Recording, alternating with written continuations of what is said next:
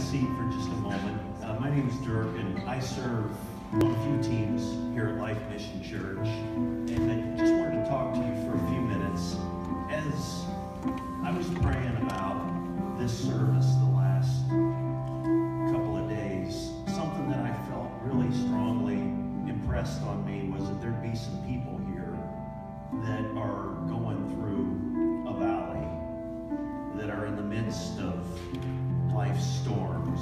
And I don't mean just the regular hectic chaos of life and everyday stress. It's some pretty heavy stuff.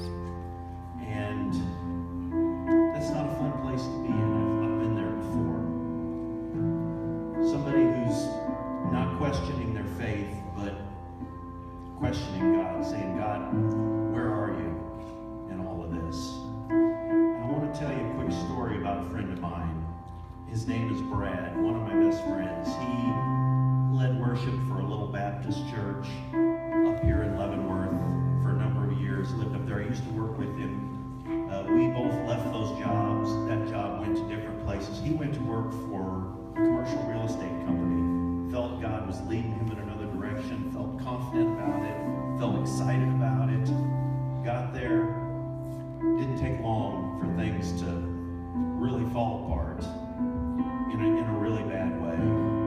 There was some not just dishonesty, there was some corruption going on there. There was some embezzlement going on there. He knew he had to get out of that situation really quick and began pondering opportunities and realized he was probably, for his next move to get in the right place, going to have to pick up his family, take him out of state somewhere. And he was really struggling with this on one particular day and just had a lot of angst and just decided, okay, you know, I've got to get out. I've got to do something. So he gets out. He decides he's going to just get out of the house. He's going to mow his lawn.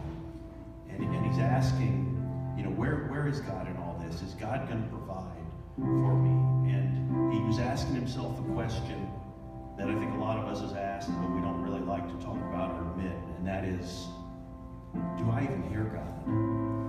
How could I have missed God in this situation?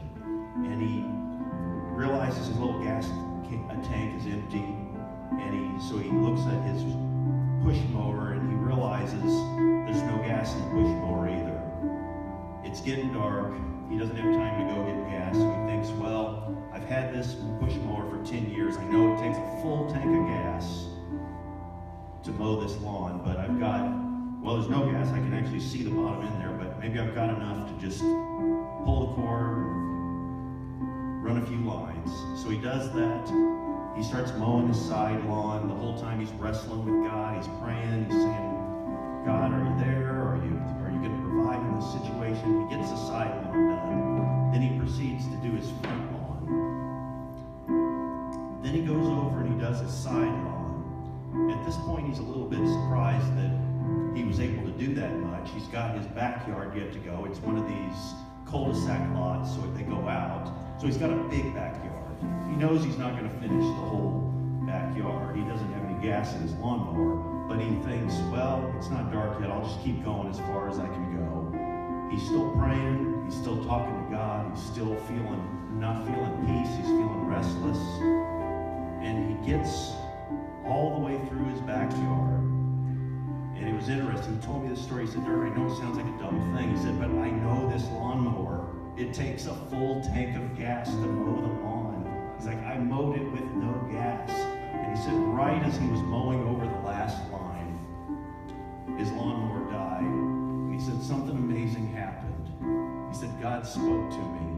And not audibly, but in my heart. I heard God clearer than I've ever heard him before. And he said, I am the God that fed 5,000 with 5 loaves of bread and 2 fish. What makes you think that I won't provide for your family of 5? And at that point, he just slumped over the handlebars of his lawnmower and wept before the Lord.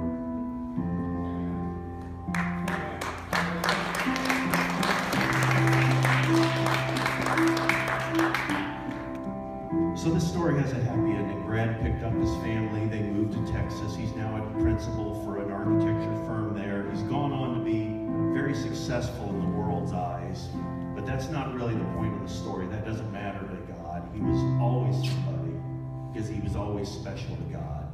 In Tim Tebow's book, Shaken, he says, I'd like to think our identity comes not from who we are, but whose we are. And as we transition into this prayer time, our focus this evening is on government. And you know, I know there's a lot of things going on. What we think a lot about in the forefront is that, of course, our president-elect is taking office 2 weeks from today, and we should be praying for our incoming president. We should be praying for our outgoing president. Something else that I don't want to lose sight of is all of our local officials that are, and elected officials that are working in the trenches. You know, there are a lot of godly men and women on both sides of the political aisle that just want to do what's right and are seeking God's wisdom. And we need to pray for them. We need to pray for our leaders. We know that ultimately God is in control, and we can take comfort in that. But in many times, I found God uses people. So let's pray for our government. Let's pray for our leaders. And whatever format that takes, we're very free here. If that's on your knees, if that's sitting in your seat on your own, if you want to journal, if you want to stand, if you're a pacer, there's no wrong here. So we're just going to spend maybe